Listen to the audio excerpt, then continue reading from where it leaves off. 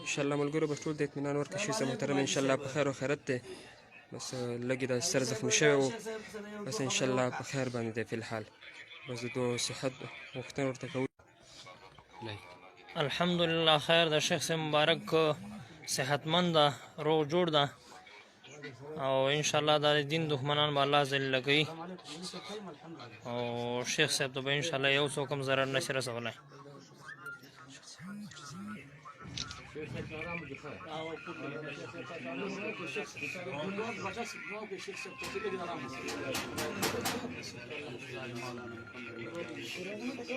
ملګرو ټولو ته اطمینان ده ان شاء الله شیخ صاحب ته یو مشکل هم نشته. خدای دا سوره مختمه وربا